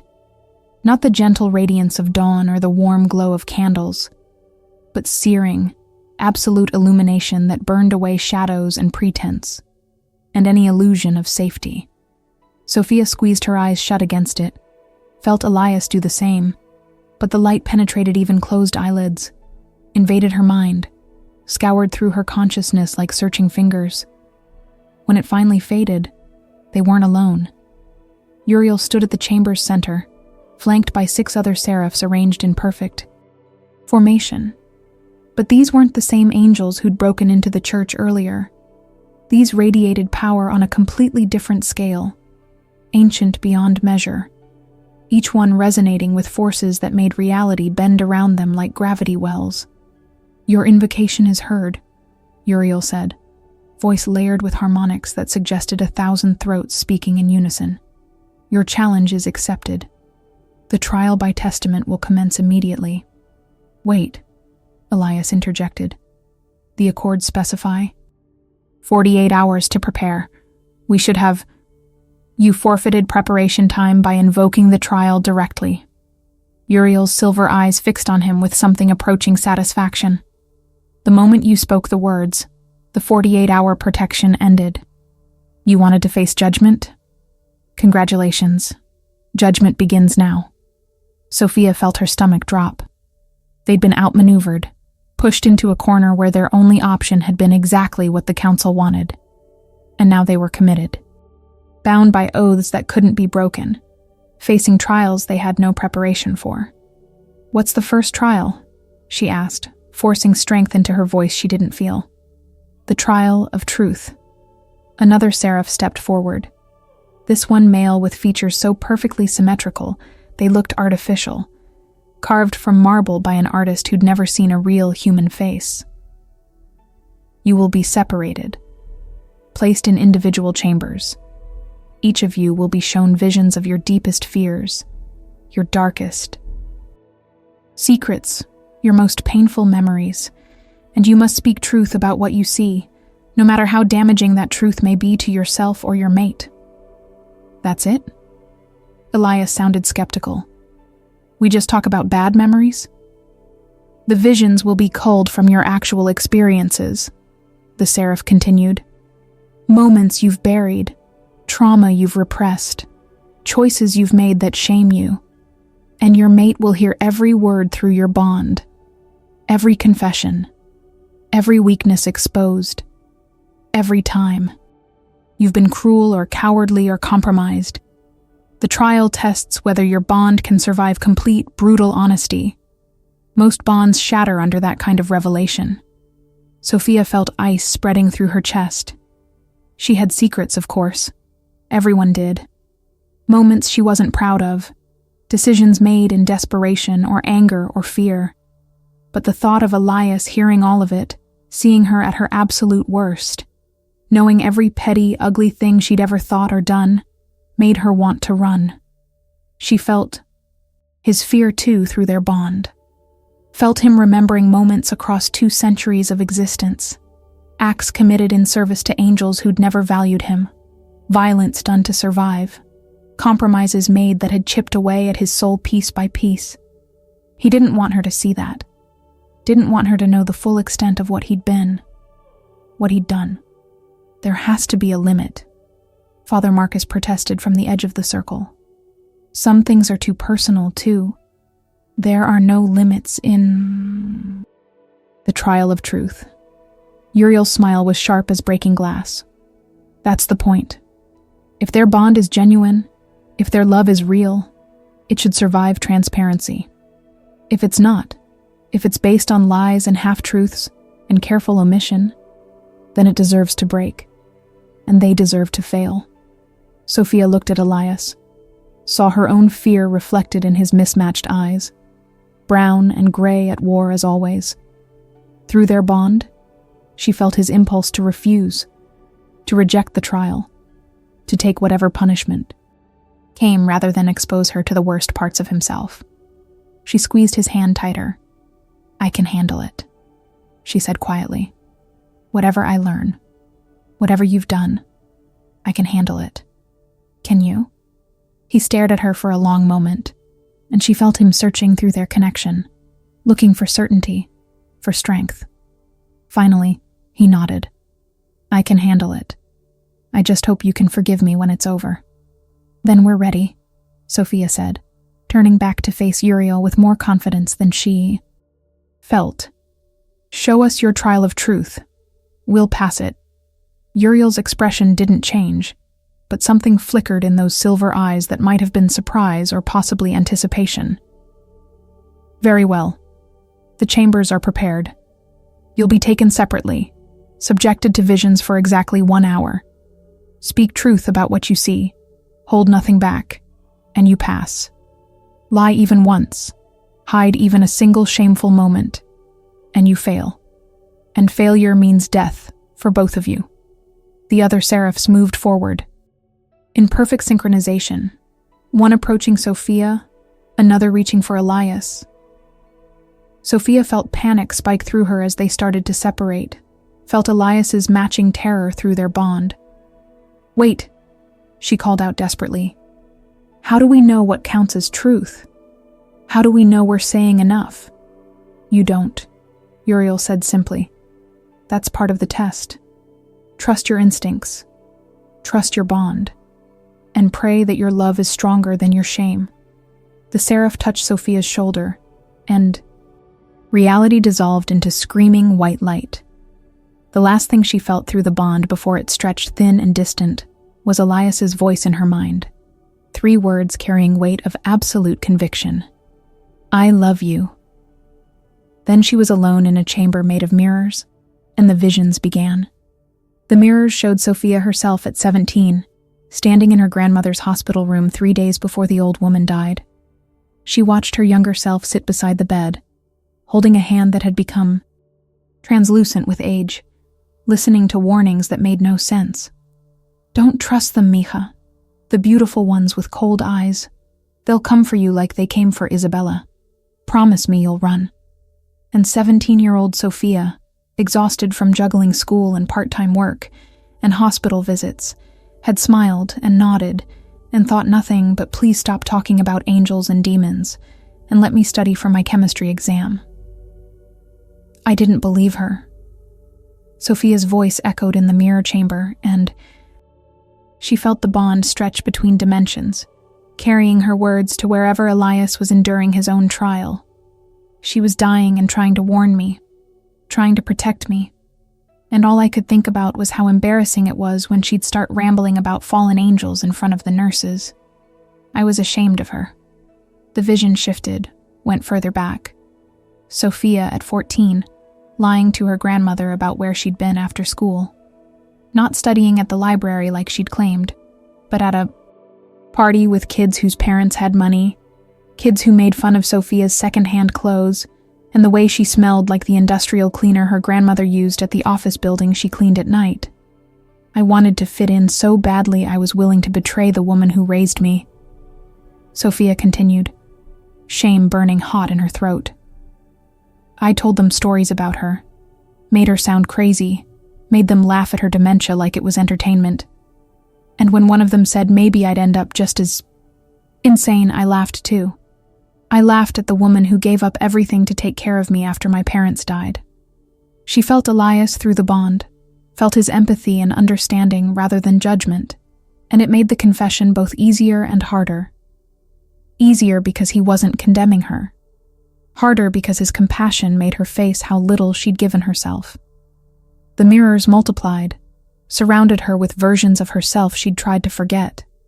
Sophia at 23, newly graduated from nursing school, dating a resident who treated her like a secret because she wasn't polished enough, educated enough, good enough for his colleague friends. And instead of leaving, instead of demanding respect, she'd tried to change herself. Smoothed her accent, avoided mentioning her background, pretended to be someone she wasn't because being wanted by him felt like proof she'd escaped poverty. I let him diminish me. The words came out ragged. Let him make me feel like I should be grateful. He was interested in someone like me. And when he cheated, when I caught him with another resident in an on-call room, I apologized. I apologized to him for not being enough, for making him look elsewhere. It took me 6 more months to leave. 6 months of accepting scraps and calling it love. Through the bond, she felt Elias's anger on her behalf, felt his desire to find that resident and introduce him to the demonic side of his nature. The protectiveness should have been comforting. Instead, it made her next confession harder. But I did the same thing to someone else later, she admitted. There was a nursing assistant at the hospital, Marcus, who had a crush on me. Sweet kid, barely 20, and I knew he was interested, but I liked the attention. Liked having someone look at me like I was special after feeling worthless for so long.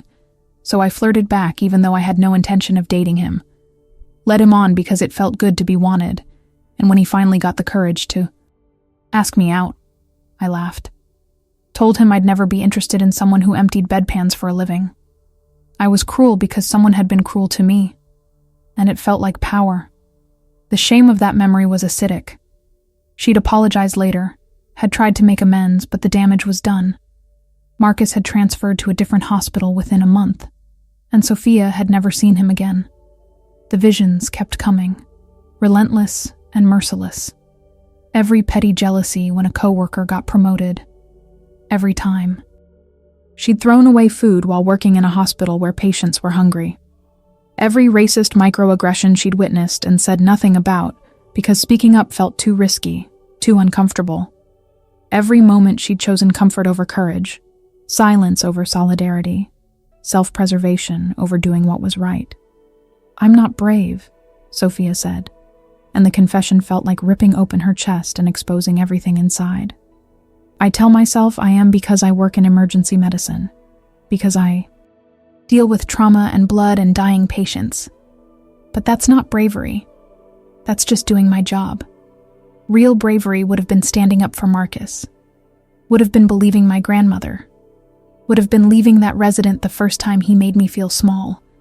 I'm a coward dressed up as a hero, and I've spent years fooling myself into thinking otherwise. Through the bond, she felt Elias's response, felt him pushing back against her self-flagellation, but she also felt something else.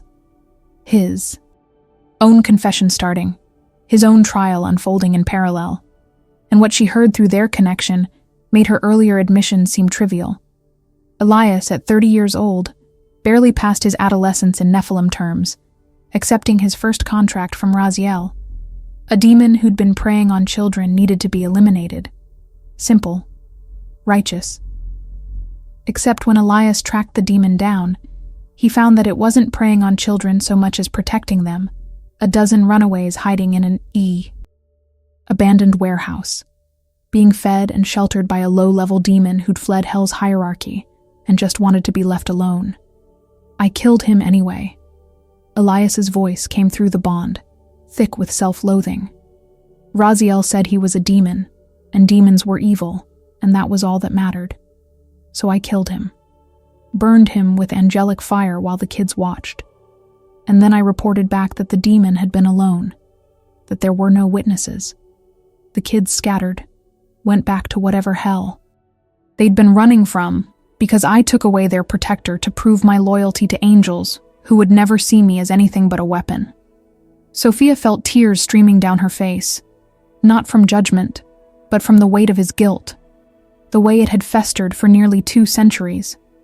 She wanted to tell him it was okay, that he'd been young and manipulated, but she knew that wasn't what the trial demanded. It demanded truth, even when truth was uncomfortable. "I understand why you did it," she said carefully. "But it was wrong. You knew it was wrong even then, and you did it anyway because belonging mattered more than doing right." Yes. His relief at her honesty was palpable through the bond. And it wasn't the last time. The confessions continued, building on each other, each revelation more damaging than the last. Elias had killed 17 beings over 2 centuries on Raziel's orders. Some were genuinely dangerous. Some were simply inconvenient to celestial politics. And Elias had never questioned, never investigated, never considered that maybe the angels giving him orders were as corrupt as the demons he was hunting. "I told myself I was earning redemption," he continued. "That if I was useful enough, righteous enough, maybe heaven would finally accept me. But really, I was just too afraid to be alone again. Would rather be a killer with purpose than a Nephilim with nothing." Sophia heard it all, felt it all through their bond, and the weight of it was crushing. She understood why most bonds shattered during the trial of truth. It was one thing to love someone's best self, the version they presented to the world. It was entirely different to love someone after seeing every shadow they cast, every compromise they made, every time they chose wrong and knew it. But even as the revelations piled up, even as they exposed themselves completely to each other, Sophia felt something unexpected happening. The bond wasn't weakening. It was strengthening. Because seeing Elias's worst moments, understanding the desperation and loneliness that drove him, made him more real, more human, ironically, despite being anything but. The perfect image she'd fallen in love with during their courtship had been a lie. Yes, but this broken, guilty, desperately trying creature confessing his sins, this was real. This was someone worth loving not despite his flaws, but including them. And through the bond, she felt him having the same realization about her, that her cowardice and cruelty and selfishness didn't make her unworthy of love. They made her human, made her someone who'd struggled and failed and gotten up anyway, who'd been hurt and then hurt others, and then tried to be better. The visions began to slow, the hour drawing to a close. Sophia's last confession came from just 6 months ago, the night Elias proposed.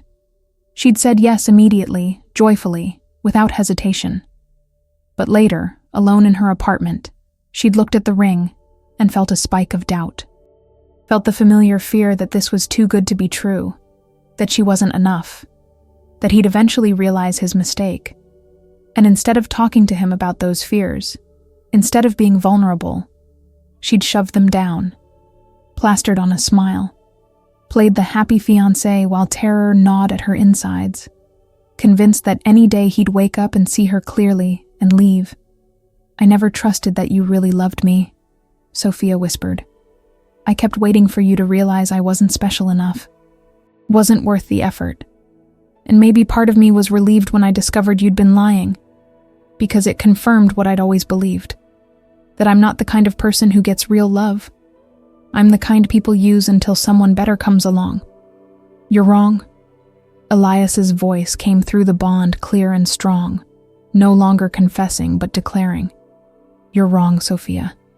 You are exactly the kind of person who deserves real love, and I'm sorry I made you doubt that. I'm sorry I started our relationship with lies. But the love was never fake. The love was the only real thing I had." The chamber's mirrors shattered simultaneously, reality reconstructing itself around Sophia in fractal patterns. She found herself back in the obsidian room with Elias, suddenly in front of her, pulling her into his arms, both of them shaking with released tension. Uriel stood before them, flanked by her seraphs, and for the first time, There was something in her expression besides cold calculation. Not quite approval, but maybe acknowledgement. "You passed," she said simply. "Both of you spoke truth, held nothing back, and your bond survived. Impressive. Only 14 challengers have succeeded at the trial of truth in 3,000 years. 2 more trials to go," Sophia said, not letting herself celebrate yet. "What's next?" "The trial of sacrifice."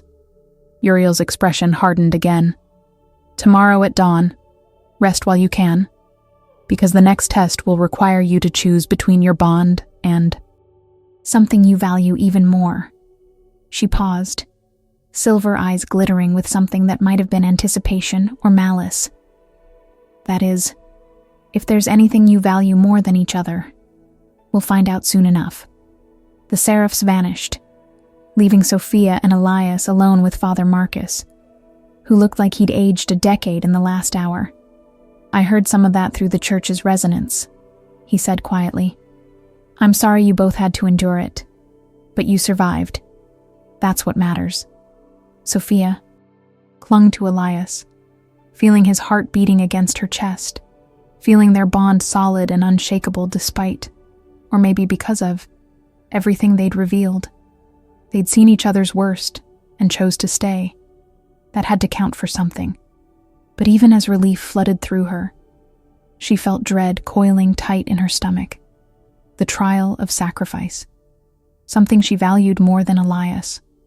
And she already knew what Uriel would threaten. Her sister Maria, still fighting cancer, still clinging to life. The only family Sophia had left. The only person she'd die to protect. Dawn came too quickly, dragging with it the trial of sacrifice and every fear Sophia had spent the night trying to suppress.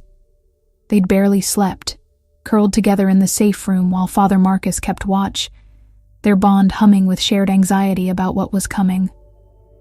Sophia had been right about her sister. She'd felt it with cold certainty the moment Uriel mentioned sacrifice. The council would use Maria, the one person Sophia loved as much as she loved Elias. Maybe more because that love was older, forged in shared grief and years of being all each other had. When the seraphs materialized at first light, Uriel wore an expression that confirmed Sophia's worst suspicions. Something almost like satisfaction, like she'd been looking forward to this particular cruelty. The trial of sacrifice is simple in concept. Uriel began without preamble. You must choose between your mate bond and something of equal or greater. Value. Most challengers assume will threaten their loved ones, force them to pick between romance and family. Predictable. Expected. Her silver eyes gleamed. But you're not most challengers, are you, Sophia? You're something unprecedented, which means your sacrifice needs to be equally unprecedented. The obsidian chamber shifted around them, walls dissolving to reveal a different space entirely. They stood now in what looked like a courtroom from some cosmic jurisdiction, with tiered seating. Rising into darkness and a dais at the center where reality itself seemed unstable, flickering between dimensions. Your sister Maria is dying, Uriel continued, and Sophia felt her heart stop. Stage 4 cancer, metastasized to her lymph nodes and liver. Human medicine gives her 6 months at most. Probably less. She gestured, and suddenly Maria appeared on the dais, not physically present but projected somehow, lying in a hospital bed looking smaller and frailer than Sophia had ever seen her. Don't. Sophia's voice came out broken. Don't you dare use her. She's innocent. She has nothing to do with any of this. On the contrary, she has everything to do with this. She's your weakness, your vulnerability. The reason you became a nurse, the person you've sacrificed everything for. Uriel moved closer to the projection. But here's what makes your situation interesting. You're not fully human anymore, Sophia. You're part angel, with access to celestial power. And celestial power can heal. Sophia felt something click into place, felt possibilities opening that shouldn't exist. I could cure her. You could. Uriel's smile was razor sharp. The angelic essence in your blood, properly channeled, could eliminate every cancer cell. restore her completely. She'd live a full, healthy life. No more chemo, no more pain, no more watching her waste away while you pretend to be strong. You have the power to save her. What's the catch? Elias demanded, moving to stand beside Sophia, his hand finding hers. There's always a catch with you people. The catch is cost. Another seraph stepped forward, the one with wings that flickered in and out of visibility. Celestial healing requires celestial energy, a massive amount of it, more than Sophia possesses on her own. She'd need to draw from an external source, specifically from her mate bond. Sophia felt ice spreading through her veins. What does that mean? It means using the bond as a conduit, the seraph explained with clinical detachment. You'd channel Elias's angelic heritage, his accumulated power from 2 centuries of existence, through your connection and into your sister. It would save Maria's life, but the drain would be catastrophic. The bond would burn out from overload, severing your connection to Elias permanently. You'd both survive, but you'd be strangers. No connection, no shared emotions, no way to ever recreate what you had. That's not a choice, Elias snarled. That's extortion. That's sacrifice, Uriel corrected. The trial demands you choose between your bond and something of equal value. Sophia's sister certainly qualifies. So choose, Sophia Reyes. Save your sister and lose your mate, or keep your bond and watch Maria die, knowing you could have prevented it. Sophia couldn't breathe, couldn't think past the roaring in her ears, the way her heart was trying to hammer out of her chest. This was impossible. This was exactly the kind of sadistic test Father Marcus had warned about, designed to have no right answer, only terrible ones. She looked at Maria's projection, at her baby sister who'd been 12 when their parents died, who Sophia had basically raised while their grandmother worked 3 jobs. Maria, who'd supported Sophia through nursing school, who'd been there during every bad relationship, every moment of doubt. Maria, who'd hugged her on her wedding day and whispered that she was so happy Sophia had finally found someone who deserved her. Then she looked at Elias, at this being who'd risked everything for her, who'd revealed his worst self and loved her anyway, who'd become the home she'd never thought she'd find. The bond between them thrummed with his anguish, his desperate desire to tell her to choose Maria, to not sacrifice her sister for him, but also his terror at losing her, at becoming strangers after experiencing this level of intimacy. This is wrong, Sophia said, voice shaking but firm. You're asking me to play God, to decide who deserves life more. That's not justice. That's cruelty. And yet the choice remains. Uriel was unmoved. You have 5 minutes to decide. Choose or fail the trial and die together. At least then your sister would have a chance through conventional treatment. 4 minutes and 30 seconds left. Sophia felt panic clawing up her throat, felt Elias trying to project calm through their bond but failing, his own terror bleeding through.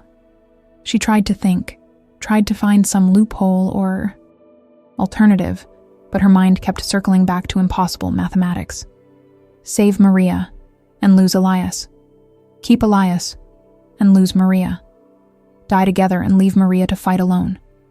There has to be another way, she said desperately. Some other source of power. Some other option. There isn't.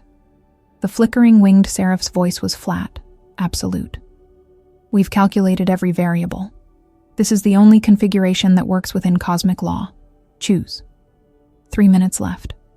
Sophia looked at Father Marcus, standing at the chamber's edge with anguish written across his face. He'd warned them. He'd told them the trials were designed to be impossible, to break even the strongest bonds. And they'd accept it anyway, arrogant enough to believe love would be sufficient. Sophia. Elias's voice was quiet, resigned. Choose Maria. Save your sister. I'll survive losing the bond. I survived 200 years alone before I met you. I can do it again. No. The word came out fierce, absolute. I'm not. Choosing. I refuse. Uriel's eyebrows rose fractionally. Refusing to choose is the same as failure. You understand that? I understand that you've rigged this trial to have no winning option. But you're wrong about one thing. Sophia pulled away from Elias, walked toward the dais where Maria's projection flickered. You said I'd need to channel Elias's power through our bond to heal her. But I'm part angel from 2 separate bloodlines. What if I don't use the bond? What if I use my own power? You don't have enough, the seraph said dismissively. Your angelic heritage is diluted across generations. You'd burn yourself out and accomplish nothing. Maybe. Sophia placed her hands on Maria's projection, felt it solidify under her touch, felt her sister's life force flickering like a candle in the wind. Or maybe you've been underestimating what happens when 2 angelic bloodlines converge. You seemed pretty shocked yesterday when I manifested seraphic frequencies. Let's see what else I can do. She reached for the power inside her, the celestial energy that had been awakening since the mate bond formed. Instead of pulling from Elias, she dove deeper into herself, into the bloodline that traced back through Isabella to Sariel, through her great-great-great-grandfather to Azazel. 2 separate angelic sources, both diluted, but both present, both active. And Sophia did something that probably should have killed her. She merged them. The power that erupted from her hands was blinding golden light mixed with something darker, older, resonating with harmonics that made the seraphs themselves step back. She felt it pour into Maria, felt it seek out every corrupted cell, every mutation, every piece of disease. And instead of burning out, instead of exhausting herself, Sophia felt the power grow, felt it feed on itself, amplify through some resonance she didn't understand, but couldn't stop. Through their bond, she felt Elias realize what was happening, felt his horror as he understood that she wasn't just healing Maria. She was transforming her own cellular structure, accelerating the angelic activation, pushing past human limitations into something else entirely. And the cost wasn't the bond. The cost was her humanity itself. Stop, Uriel commanded, voice sharp with alarm. Sophia, stop now. You're destabilizing. But Sophia couldn't stop, wouldn't stop, because Maria's cancer was dissolving, cells restructuring, health returning, and if the price was becoming less human, more angel, losing the last pieces of her mortality, then that was a price she'd pay, not because the trial demanded it, but because this was her choice, her sacrifice, not between bond and sister, but giving up who she'd been to save everyone she loved. The light reached critical mass and exploded outward.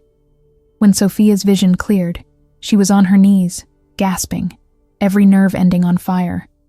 Maria's projection had vanished, but through some sense she hadn't possessed before, Sophia could feel her sister. Miles away in a hospital, waking up suddenly pain-free, cancer gone like it had never existed, doctors about to lose their minds trying to explain spontaneous remission. What did you do? Elias pulled her into his arms, and she felt his shock through their bond, which was still intact, still strong, but changed. Because she was changed. Sophia, what did you do? I found a third option. Sophia's voice sounded different even to her own ears, layered with harmonics that echoed Uriel's. You said I had to choose between bond and sister, but I chose both, and paid with myself instead. She looked at her hands, saw them glowing faintly with residual celestial energy, saw the gold marks on her wrist burning brighter than before. When she found a reflective surface, she saw that her eyes had changed. Still brown, but with flecks of gold and silver that shifted like storm clouds, like she'd taken pieces of both her angelic ancestors and made them visible. You've accelerated your transformation, Uriel said, and for the first time there was something in her voice besides cold authority. Respect, maybe, or possibly fear. You're no longer partially angelic. You're something between mortal and celestial, a true hybrid. That shouldn't be possible without decades of gradual change. And yet here I am. Sophia stood, testing her body, finding it different, but functional. Stronger, faster. Senses heightened to the point where she could hear conversations. Happening 3 floors above them, could see threads of power connecting every being in the chamber. Did I pass your trial? Or did I break the rules by refusing to choose? Uriel studied her for a long moment, silver eyes unreadable. Then, incredibly, she smiled. Not the cold, cruel expression from before, but something almost genuine. You did something far more impressive than passing, she said. You changed the parameters of the trial itself, found a 4th option where only 3 existed. That level of creative problem-solving, that willingness to sacrifice yourself rather than accept a false choice, is exactly what the trials were designed to test.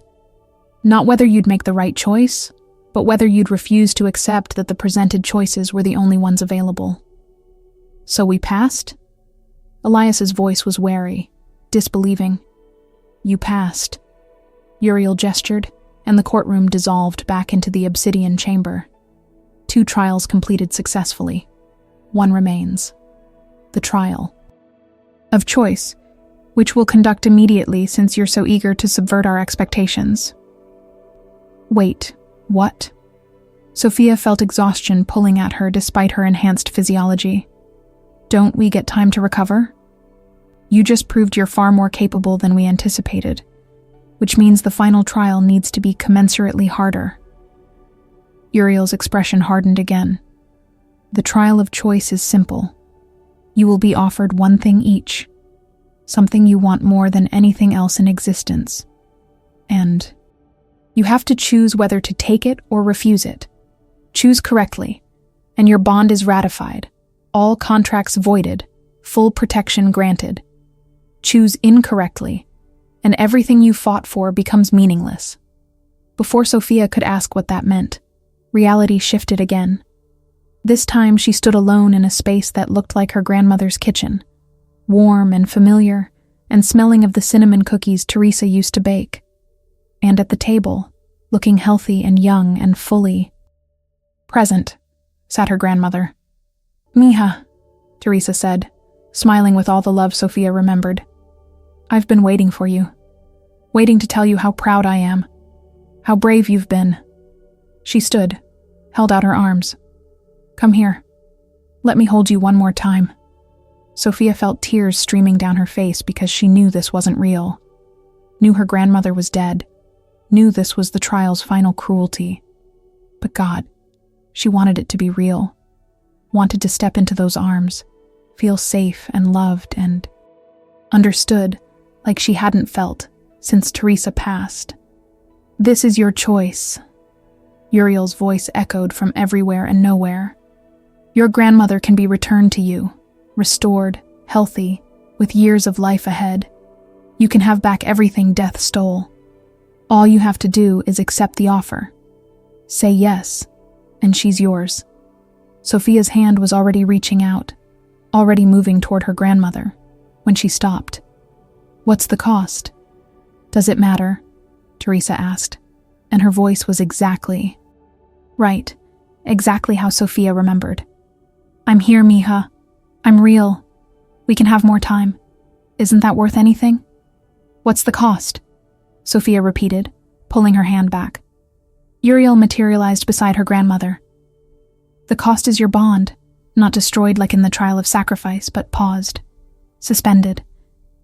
You'd have your grandmother back, but Elias would have to wait. 10 years, 20, however long she lives naturally. And during that time, the bond would be dormant. You'd be alone, unable to feel him, unable to maintain your connection, essentially frozen while everyone else moves forward. Sophia understood then. Understood that this wasn't about choosing between her grandmother and Elias. This was about choosing between past and future, between comfort and growth, between the safety of what she'd known and the uncertainty of what she was becoming. I love you, Sophia said to her grandmother, voice breaking. I love you so much, but you raised me to move forward, not backward. to honor the past without living in it. And you wouldn't want me to pause my life, to put Elias in stasis, just to have a few more years together. You'd tell me to let you go. The kitchen began to dissolve. Her grandmother smiled, sad but proud. That's my brave girl. You were always stronger than you believed.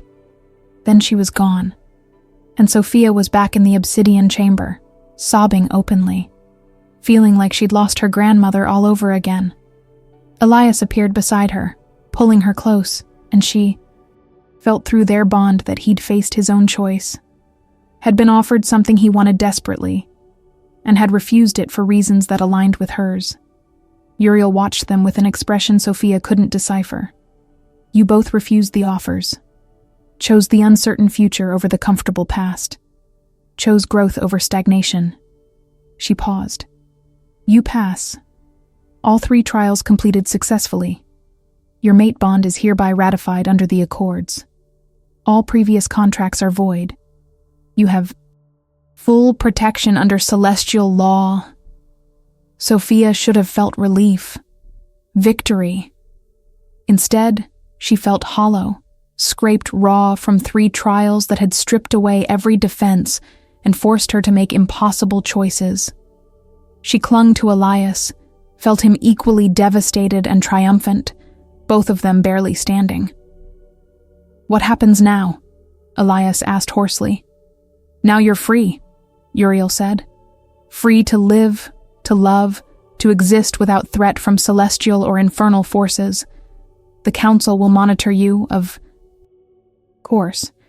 You're too unprecedented to ignore completely. But you'll have autonomy, choice, the thing angels value most and understand least. She studied them. Use it wisely, and remember that freedom comes with responsibility. You're not human anymore, Sophia. And you're not just Nephilim anymore, Elias. You're something new. Something that will shape the future of relations between realms. Don't waste it. The seraphs vanished, leaving Sophia and Elias alone with Father Marcus, who looked like he'd witnessed a miracle or possibly a catastrophe, and couldn't decide which. You did it, he said simply. You survived. We did. Sophia looked at Elias, at this being who'd been sent to destroy her, and had chosen to save her instead, who'd stood beside her through trials designed to break them, and had emerged stronger. We survived. Now we figure out how to live. She kissed him then, tasting salt and relief, and the promise of a future they'd earned through sacrifice and stubbornness. Chalk the key. Bond between them sang with shared emotion, and through it Sophia felt something she hadn't felt in years. Hope. They had work ahead of them. Had to figure out what Sophia's transformation meant, how to navigate a world where they were hunted and protected in equal measure, how to build a life from the wreckage of everything they'd been. But they'd do it together. Had proven they could survive anything as long as they refused to let fear or cosmic bureaucracy dictate their choices. So what now? Elias asked, echoing his earlier question but with different weight. Sophia smiled, feeling it reach her changed eyes. Now we go home, check on Maria, figure out how to explain spontaneous cancer remission to doctors, and maybe eventually we get back to living like normal newlyweds. She paused. Well, as normal as a part angel woman and her Nephilim husband can be. Sounds perfect, Elias said.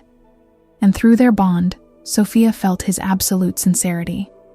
They walked out of the church together, into morning sunlight that looked different through Sophia's transformed vision, richer and more complex, full of colors she'd never seen before. The world had changed. Or maybe she'd changed, and the world simply reflected it back. Either way, they were free. And that freedom, bought with truth and sacrifice and the courage to choose their own path, was worth everything it had cost. Sophia and Elias's story forces us to confront an uncomfortable truth.